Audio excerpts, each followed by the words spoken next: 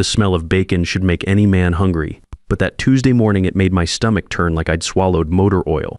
My hands were shaking so bad I could barely hold my coffee mug without spilling. For 35 years as a mechanical engineer, I'd built precision machinery that could cut steel to the thousandth of an inch. Now I couldn't even grip a ceramic cup steady. My name is Gerald Hoffman. I'm 58 years old, and until last week I thought I was losing my mind. Turns out I wasn't losing my mind, I was being murdered. Victor Reynolds, my son-in-law, walked into my kitchen like he owned the place. He didn't say good morning, hell, he barely looked at me. Just tossed an airline ticket on my kitchen table like he was dealing cards. "You're going to Florida tomorrow, Gerald," he said. Not asked, not suggested, ordered. I looked at the ticket one way. He wasn't sending me on vacation. He was shipping me out like damaged goods. Florida? My voice came out weak and raspy. "What's in Florida, Rest?" Victor said, pouring himself orange juice from my refrigerator. "Dr. Nash says your episodes are getting worse. The warm weather will be good for you. I found a nice, assisted living place. Everything's arranged." I looked across the table at my daughter Patricia, my beautiful girl who used to climb on my shoulders to change light bulbs. She wouldn't meet my eyes. She knew this wasn't about my health. "Patricia?" I said softly. "You agree with this?" She flinched like I'd slapped her. "Dad, it's for your own good. You left the stove on yesterday. You put your wallet in the freezer last week. We can't watch you 24/7. I hadn't left any stove on. I'm an engineer, precision is my life. But lately, strange things were happening. Keys going missing. My prescription bottles moving around. This constant dizziness that Dr. Nash dismissed as getting older. The night before, I'd gone to bed with my reading glasses on the nightstand, same place I'd put them for 20 years. Woke up and they were in the refrigerator, sitting next to the milk. Patricia said I must have sleepwalked. Victor just shook his head like I was already gone.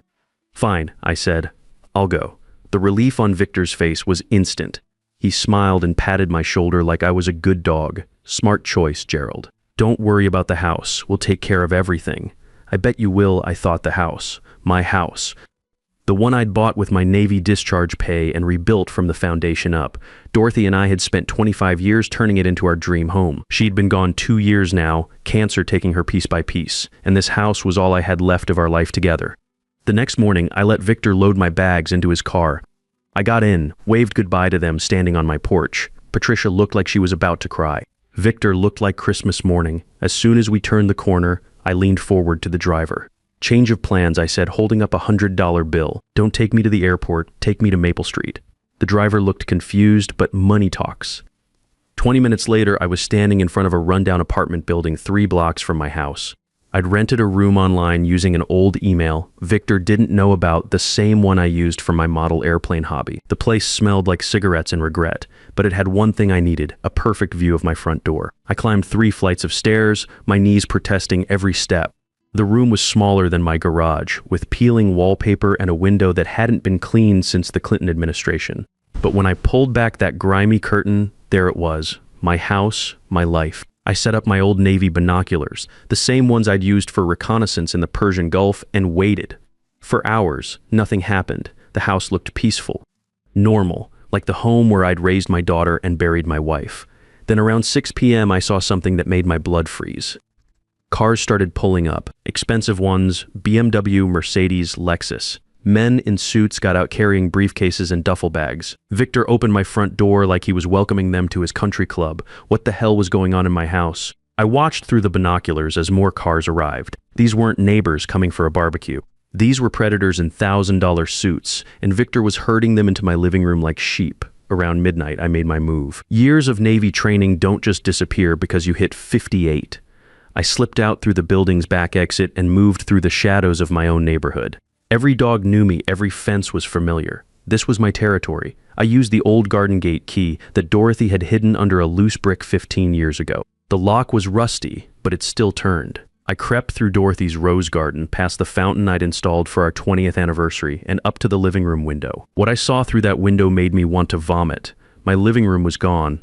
The furniture Dorothy and I had picked out over 30 years was pushed against the walls. In the center were poker tables, green felt gleaming under my chandelier. The air was thick with cigar smoke. Men were throwing cash around like confetti, using my antique coffee table as a betting surface. But that wasn't what nearly stopped my heart. Above the fireplace, where Dorothy's portrait used to hang, the oil painting I'd commissioned for our 25th anniversary was a flat-screen TV showing poker odds and betting lines. My wife's painting was nowhere to be seen. I watched Victor standing on my dining room table, the one where we'd eaten Christmas dinners for 3 decades. He was holding up items from my study, auctioning them off to the highest bidder, my grandfather's pocket watch collection, my Navy medals. Dorothy's jewelry. The rage hit me like a physical blow. I started to stand up, ready to storm in there and beat Victor senseless with my bare hands. Then the dizziness hit again, harder than ever before. My vision blurred, the world tilted sideways. My legs gave out and I collapsed in Dorothy's rose bushes, thorns cutting through my jacket. As I lay there gasping for air, something clicked in my engineering brain. The dizziness, the shaking hands, the nausea, the confusion. This wasn't age, this wasn't stress, this was systematic poisoning. I managed to crawl back to the apartment building, my knees screaming in protest. Helen Martinez, my 70-year-old neighbor who'd lived in this neighborhood longer than God, was waiting in the hallway like she knew I'd be coming back bloody. "I knew you weren't stupid, Gerald," she said, helping me to her door. Her grip was stronger than mine, and that scared me more than anything I'd seen tonight. She sat me down in her kitchen and handed me a small brown bottle with no label. "Found this in your trash yesterday morning." Victor scraped the label off, but I know what it is. I turned the bottle in my shaking hands. It was prescription medication, but the label had been peeled away so cleanly it left only glue residue. "What is it?" I asked. "Lorazepam, high dose. My late husband Harold took it for anxiety. But the doctor warned us too much makes you confused, makes your hands shake, screws with your memory. Perfect for making an old man look like he's losing his mind. The pieces click together like gears in a machine. The morning coffee that Victor always insisted on making, the dinner plates he'd clear before I finished eating, the vitamins he'd started bringing me for my health. Why would he want me confused? I asked, though part of me already knew, so you can't fight back when he takes the house, Gerald. He needs you looking incompetent, so when he gets power of attorney, nobody questions it. Judge sees a shaky old man who puts his wallet in the freezer, case closed. Helen leaned forward, her eyes hard as steel. But here's what Victor doesn't know. I've been watching that boy for 3 years, ever since he married your Patricia. Expensive cars coming and going at all hours, men in suits who don't belong in this neighborhood, phone calls on the porch where he thinks nobody can hear. What kind of phone calls? The kind where he talks about owing money to dangerous people. The kind where he promises he'll have it soon, just needs a little more time. I felt sick, not from the drugs this time, but from understanding. Victor wasn't just stealing my house, he was using it to save his own skin. What do? I asked. Helen's face softened, but only slightly. You're an engineer, Gerald. You built bridges that could hold 10 times their rated load. Time to build a trap that can hold one lying piece of garbage. She was right. I'd spent 35 years calculating stress loads and failure points. Time to engineer Victor's downfall. I spent the next 3 days planning, like it was a military operation. First, I called Arthur Williams, my old buddy from the police force who'd retired as a detective. We'd served together in the Navy before going our separate ways, him to law enforcement, me to engineering, Gerald. "What the hell are you doing in that flophouse?" Arthur asked when I explained my situation. "Building a case," I said, "but I need help with the technical side." Arthur understood immediately. "Surveillance?" "The full package, video, audio, digital forensics. I want this bastard's confession recorded in 4K high definition." Next, I contacted Margaret Stone, Dorothy's lawyer. Margaret had handled our wills and estate planning, and she knew every legal trick in the book. "Gerald, are you safe?" was her first question for now. "But I need to move fast. Can you set up a consultation for tomorrow? I'll clear my afternoon." The third call was to some Navy buddies who'd gone into private security after discharge. They knew about surveillance equipment that could hide in a grain of rice and transmit for miles. Within 48 hours, I had everything I needed. Cameras smaller than shirt buttons, microphones that could pick up whispers through walls, recording devices that would make the CIA jealous. But before I could set my trap, I had to go home and play the part of the confused old man Victor thought I was. I shuffled back to my house on Friday morning, carrying my suitcase and wearing my best lost puppy expression. Victor opened the door with fake concern plastered across his face. "Gerald, we were so worried. Why didn't you call from Florida?" Florida. I blinked at him like I'd never heard the word before. I thought I was going to see my sister in Ohio. The relief in Victor's eyes was disgusting. He thought the drugs were working better than expected. "Come on, let's get you inside. You look tired." For the next 2 days, I played my part perfectly. I shuffled around the house, mumbled conversations with empty chairs, and even wet myself once in the hallway just to sell the act. Victor ate it up. He was so convinced I was losing it that he got careless. He started making phone calls right in front of me, talking to someone named Marcus about debts and deadlines. He called Dr. Nash to schedule another evaluation for Monday morning. He even started openly discussing his plans for the house with Patricia, thinking I was too far gone to understand. What Victor didn't know was that every conversation was being recorded. Every room was wired for sound and video. Arthur had helped me install equipment so sophisticated it would make NASA jealous. On Sunday night, I was supposedly upstairs sleeping off my confusion, but I was actually in the basement monitoring everything through my laptop. The poker game was already in full swing upstairs. I had live feeds of Victor dealing cards, taking cuts from each pot, running an illegal gambling operation worth tens of thousands of dollars. Then I heard him in the kitchen talking on his cell phone to someone he called Marcus. "Yeah, the old man's finally cracking," Victor said, thinking I was unconscious upstairs. "Doc's coming Monday to sign the papers. Once I get power of attorney, I'll liquidate everything. The house, his savings, the insurance money from his wife. Should clear my debt with you plus give me a nice cushion." My hands clenched into fists. Dorothy's life insurance, the money I'd saved for Patricia's future children. He was planning to steal it all. "What about the daughter?" the voice asked through the speaker. Victor laughed. "Patricia? She'll do whatever I tell her. She's so scared of Daddy getting hurt, she'd sign his death certificate if I asked nice enough. That hurt worse than any physical blow. My little girl wasn't evil, she was just weak and scared and married to a predator who was using her love against both of us. But I had him now, on tape, confessing to fraud, elder abuse, and running illegal gambling. Time to spring the trap. Monday morning arrived like Judgment Day. Dr. Nash showed up at 9 a.m. sharp with his little black bag and fake bedside manner. Victor had the power of attorney papers ready to sign, spread out on my dining room table like an execution warrant. They sat me down in the living room, Victor on my right, the crooked doctor on my left, both of them vultures circling what they thought was a dying man. "Now, Gerald," Dr. Nash said in that patronizing voice doctors use on mental patients, "we're here because your family is concerned about your cognitive decline. These papers will ensure you get the best care possible." I looked at the papers through my reading glasses, letting my hands shake just enough to sell the act. The documents would give Victor complete control of my life, my assets, my medical decisions, everything I'd worked 35 years to build. In the corner of my eye, I could see the tiny red light of the hidden camera Arthur had installed in the smoke detector. Every word was being recorded in crystal clear audio and video. "I understand," I said, picking up the pen with trembling fingers. Victor leaned forward, practically drooling with anticipation. "Just sign right there, Gerald. It's all for your own good." I positioned the pen over the signature line. Victor's breathing got faster. Dr. Nash adjusted his glasses, ready to witness what he thought was easy money. Instead of Gerald Hoffman, I wrote Mickey Mouse in big, clear letters. Dr. Nash blinked hard, like his eyes were playing tricks on him. "Gerald, that's not your name." "Of course it's my name," I said, looking directly at the hidden camera. "I'm Mickey Mouse, and this is my clubhouse. These two gentlemen are trying to steal my cheese." Victor went pale as a corpse. "Gerald, what are you doing?" "Demonstrating cognitive awareness," I said, standing up straighter than I had in weeks. My voice dropped the confused old man tremor and became the clear, authoritative tone I'd used to command respect on construction sites for decades. Any competent doctor would recognize that a man who can write Mickey Mouse clearly and make coherent jokes about cartoon characters is not suffering from dementia. He's making a conscious choice not to sign legal documents under duress.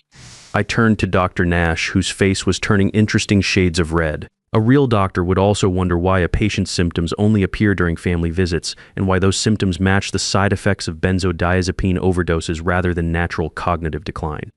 The room went dead silent, except for the hum of the recording equipment they didn't know about. "Victor," I continued, my engineer's mind clicking through the evidence like a checklist, "would you like to explain to Dr. Nash why there are poker chips under my couch? Or why my medicine cabinet has been tampered with? Or why the FBI is currently reviewing 72 hours of video footage showing you running an illegal gambling operation in my living room?" That's when Victor snapped. He lunged at me with a roar of pure rage, but 35 years of staying in Navy shape pays off. I sidestepped like a matador, and he crashed face first into my bookshelf, sending Dorothy's ceramic collection crashing to the floor.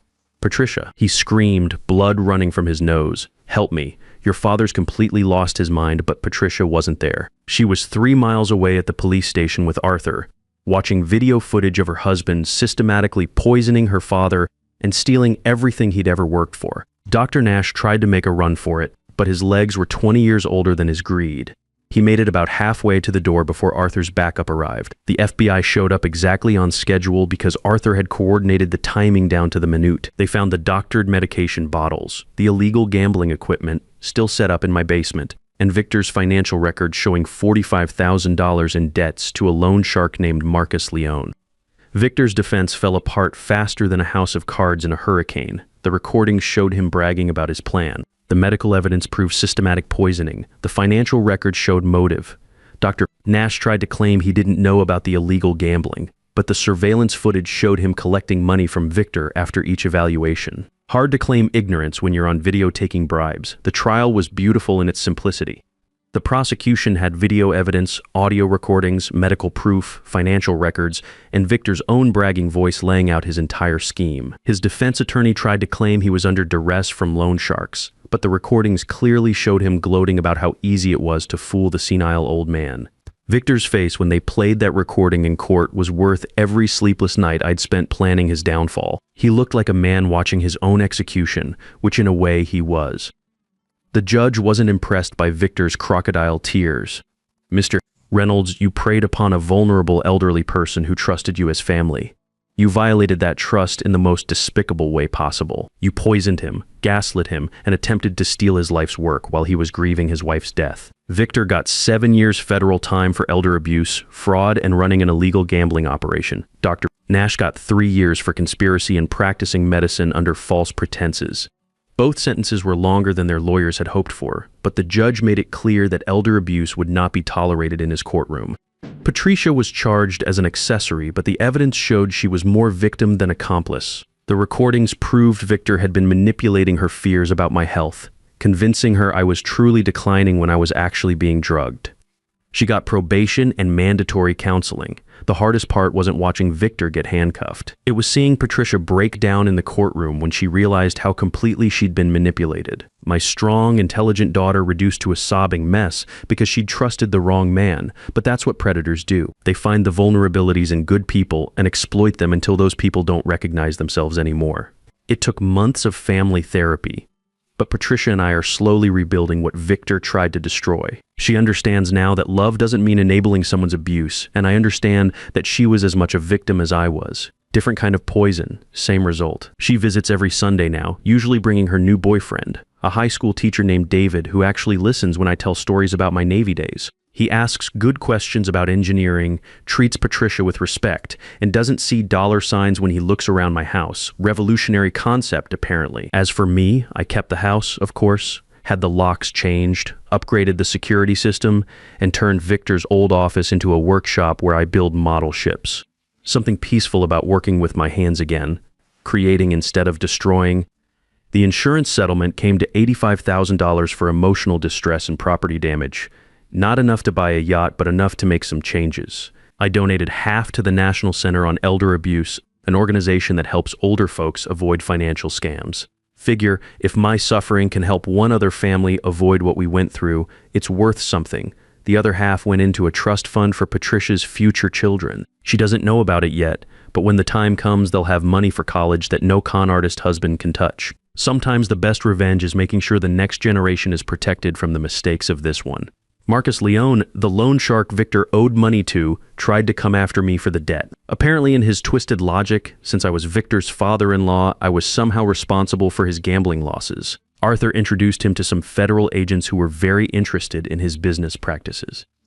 Amazing how quickly dangerous people find religion when they're facing RICO charges. Last I heard, Marcus was running a car wash in Phoenix and keeping his nose extremely clean. The house itself needed some work after the FBI raid. They're thorough, but they're not gentle with your furniture when they're looking for evidence. I hired a local contractor to repair the damage and added a few improvements while we were at it. New hardwood floors in the living room where the poker tables had scratched up Dorothy's original work. Fresh paint in every room to cover the cigarette smoke stains. Most importantly, I had Dorothy's portrait restored and rehung above the fireplace. The art restorer said the damage wasn't as bad as it looked, just some surface tears that could be fixed. Dorothy's smile is back where it belongs, watching over the house she loved so much. Helen Martinez became more than a neighbor. She became family. We have coffee every Tuesday morning and watch the neighborhood from her front porch like a couple of retired spies. She's got eyes like a hawk and a memory like a steel trap. any suspicious activity within 3 blocks, Helen knows about it before the police do. She was right about one thing: I did know how to build traps. But the most important thing I learned is that the best defense against predators isn't locks or cameras or legal documents, it's community. People who care enough to pay attention when something doesn't seem right. 6 months after the trial, I'm healthier than I've been in years. Turns out when you stop getting drugged daily, your energy comes back pretty quickly, my hands are steady again, my mind is sharp. I can hold a coffee cup without spilling and remember where I put my reading glasses. The irony isn't lost on me. Victor spent months trying to convince everyone I was losing my mental faculties, when in reality his poisoning was the only thing making me seem confused. Remove the poison, and you've got a 58-year-old retired engineer with 35 years of problem-solving experience and a burning desire for justice. Patricia asked me recently if I was angry about losing 2 years of my life to Victor's scheme. The truth is, I didn't lose anything. I gained something more valuable than time or money. I learned exactly who I could trust when everything was on the line. The funny thing is, Victor thought he was so smart. He had this whole plan worked out, thought an old Navy engineer would be easy prey, but he made the same mistake that sinks most criminals. He underestimated his target. He saw an aging widower and thought vulnerable victim. He should have seen a man who'd spent decades calculating stress loads and failure points. Someone who knew exactly how to identify the weak spots in any system and exploit them until the whole structure came tumbling down. Every bridge I ever designed had backup systems, redundant supports, multiple load paths. If one part failed, the rest could carry the weight until repairs could be made. Victor's plan had no backup systems. His greed was a single point of failure, and when I put enough pressure on it, his entire scheme collapsed. I still get Christmas cards from some of the FBI agents who worked the case. They said it was one of the most thoroughly documented elder abuse cases they'd ever prosecuted. Apparently, my engineering background made me unusually good at gathering and organizing evidence in a way that prosecutors could use effectively. Arthur retired for real after Victor's case, but we still get together once a month to play poker. Friendly games with penny stakes, nothing like the high-stakes operation Victor was running in my living room. Arthur always jokes that I'm the only guy he knows who turned his own house into a crime scene just to catch the criminal. If you're reading this and you're worried about someone in your family who might be taking advantage of an older relative, trust your instincts. Document everything. Don't suffer in silence. And remember, just because someone calls you family doesn't mean they have your best interests at heart. Real family protects each other. Real family doesn't slip drugs into your morning coffee while planning to steal your life savings. Real family doesn't turn your home into a crime scene while you're supposedly deteriorating upstairs. I'm 58 years old, my house is paid for, my health is good, and my conscience is clear. Victor's 36 and learning that federal prison food doesn't taste nearly as good as the meals he used to steal from my kitchen table. Dorothy used to say that good things come to those who wait, but better things come to those who plan. She was right about that, just like she was right about most things. I waited long enough to gather evidence, but I planned carefully enough to make sure justice was served. Sometimes experience beats youth. Sometimes wisdom trumps arrogance. Sometimes the old guys know a thing or two about building traps that the young predators never see coming, and that's exactly how it should be. The strongest steel is forged in the hottest fire, and the wisest man is shaped by the deepest betrayal, but only if he refuses to let either one break him. They thought they were burying an old man, but what they actually did was plant the seeds of their own destruction in ground that belonged to someone who knew how to make things grow.